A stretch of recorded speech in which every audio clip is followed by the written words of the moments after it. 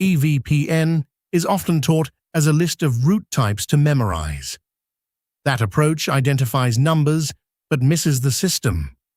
The routes describe endpoint reachability, inclusive membership, shared attachments, and IP prefixes. Policy imports them, dependencies resolve them, and local software turns them into forwarding state. The rejected assumption is that a route present in BGP is independently useful. It is not. The core learning is this: every evpn route answers one durable question, has a defined scope, and becomes useful only through its relationship with policy, next-hop reachability, and other routes.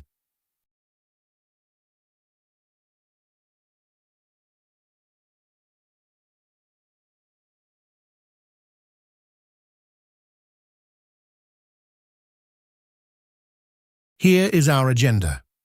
Route Type 1 tells us which attachment paths exist for an Ethernet segment and service.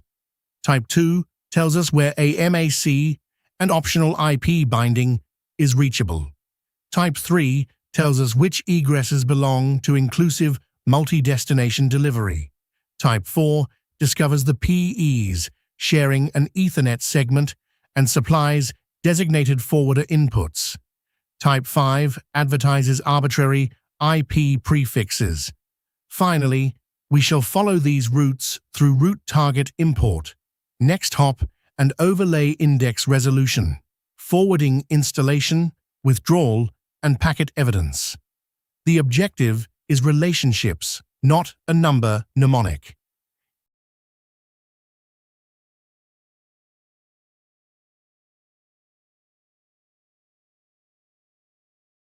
evpn travels in multi-protocol BGP under AFI 25 and SAFI 70.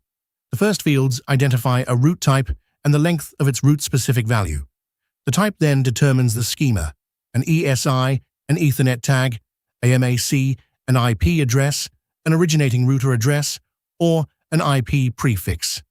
Ordinary BGP path, attributes, and evpn extended communities travel with that NLRI. This is one address family containing several typed objects, not 5 independent protocols. Decode the family first, the route type second, its fields third, and the attached policy and signaling attributes last.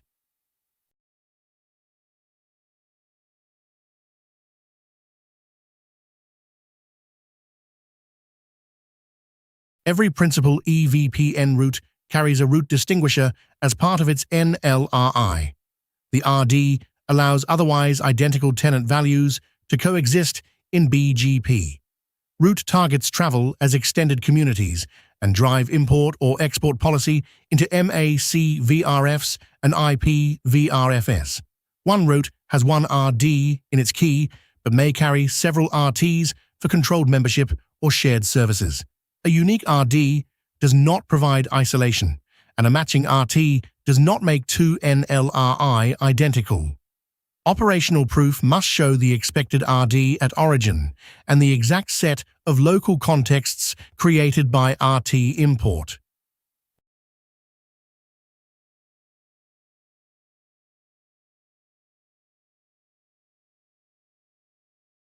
Route Type 1 is Ethernet Auto Discovery.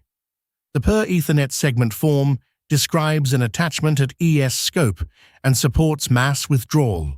Removing one route can invalidate many dependent endpoint paths without withdrawing every MAC separately. The per EVI form states that a PE is attached to a particular Ethernet segment and service context. Remote PEs use it for aliasing in all active mode or backup path resolution in single active mode. The durable indirection is MAC to shared segment and service, then to one or more egress PEs. Type 1 supplies attachment paths. It does not advertise a host MAC.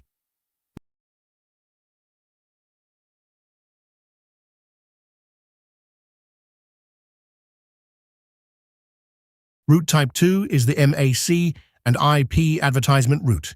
It can advertise a MAC alone or a MAC with an IPv4 or IPv6 binding. In evpn over VXLAN, its label-shaped fields can carry Layer 2 and, for symmetric routing, Layer 3 VN is. The BGP next hop commonly identifies the advertising VTEP. Import policy places the route into the intended MACVRF or IPVRF. Next hop resolution proves the VTEP reachable, and local software creates FDB, neighbor, host route, or tunnel state. An IP field supplies a binding. Proxy ARP or ND behavior is a separate procedure.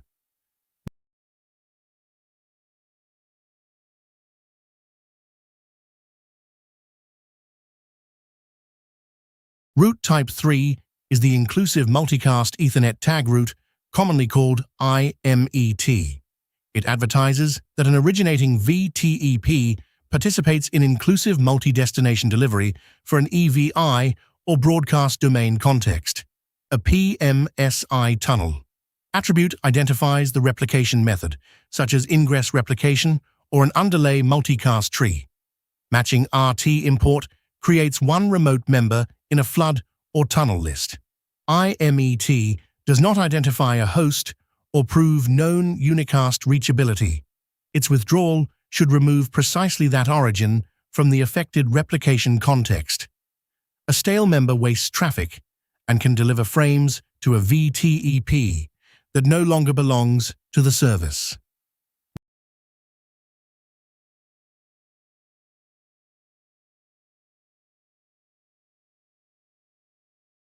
Route Type 4 is the Ethernet segment route.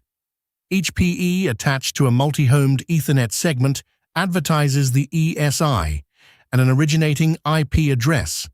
A special ES import route target limits import to PEs attached to that same segment.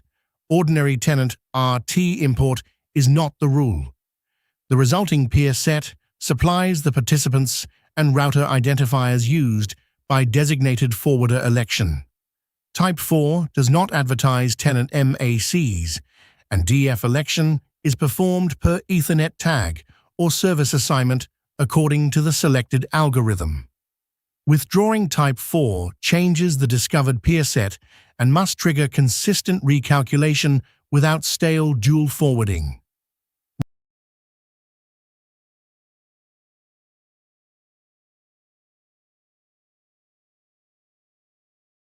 Route Type 5 is the IP prefix advertisement route. It carries an IPv4 or IPv6 prefix without requiring a host MAC in the NLRI. This makes it suitable for subnet, external, firewall, or other prefix reachability that should not be modeled as thousands of endpoint bindings. The route can resolve directly through its BGP next hop or through an overlay index such as an ESI or gateway IP, depending on its encoding. Type 2 and Type 5 are complementary. Type 2 supplies endpoint MAC and optional host binding. Type 5 supplies general prefix reachability in an IPVRF.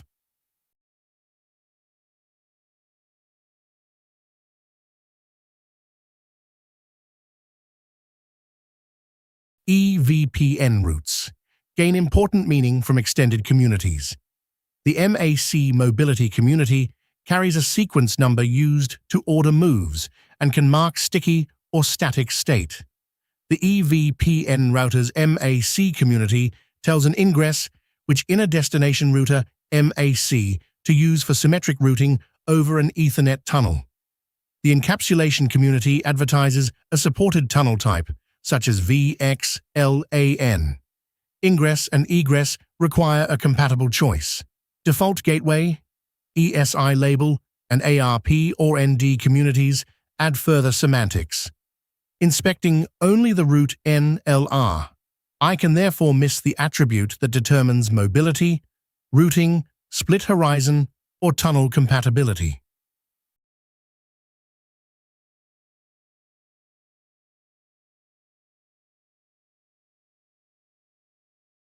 EVPN route types are not independent menu entries. A Type 5 prefix may use a gateway IP as overlay index and depend on a Type 2 route to resolve that gateway to a MAC and VTEP. A MAC, learned on a multi-homed segment, may depend on Type 1 attachment paths for aliasing. forwarding depends on imported Type 3 membership. DF state depends on Type 4 peer discovery. The underlay then resolves every remote VTEP. A dependent route may remain visible in BGP after its resolver disappears, but it must become unusable in forwarding. Troubleshooting must follow the dependency graph, not merely count each type.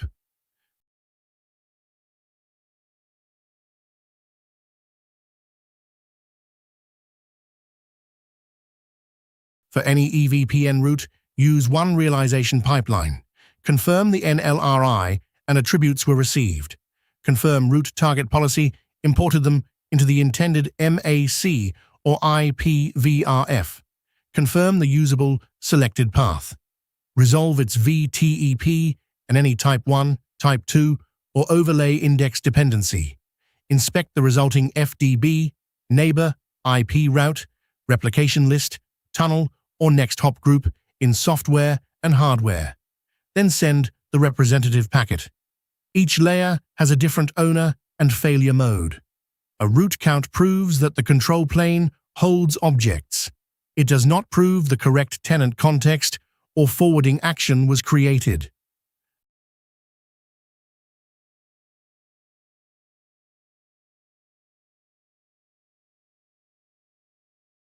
A withdrawal is meaningful because its scope matches a class of state. Remove a Type 1 per ES path, and many dependent MACs can stop using that failed PE without individual withdrawals. Remove Type 2, and the endpoint FDB, neighbor, or host route should disappear or reselect. Remove Type 3, and one replication member leaves. Remove Type 4, and the Ethernet segment peer set and DF election change. Remove Type 5, and one prefix leaves the IPVRF. Negative proof matters. No stale dependent object, no unrelated service removed, and no arbitrary fallback path installed merely because a resolver vanished.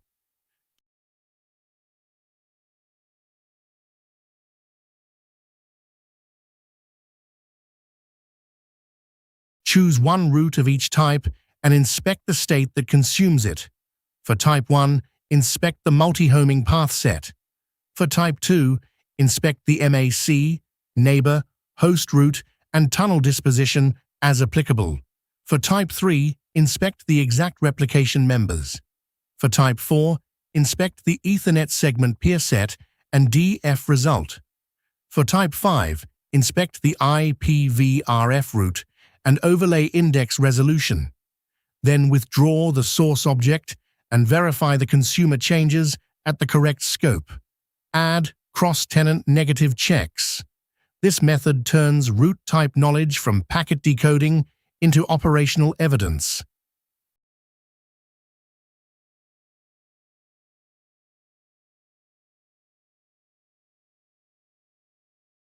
The core learning is this. 5 route types describe one forwarding system. Type 1 supplies attachment paths. Type 2 supplies endpoint reachability. Type 3 supplies inclusive membership. Type 4 supplies shared segment discovery. Type 5 supplies IP prefixes. For every route, name the question it answers, the scope of its NLRI, the policy that imports it, the dependencies that resolve it, and the local state that consumes it. Do not take the route table on trust. Select one object, follow it into forwarding, withdraw it, and prove that exactly the intended state and no unrelated tenant state changed.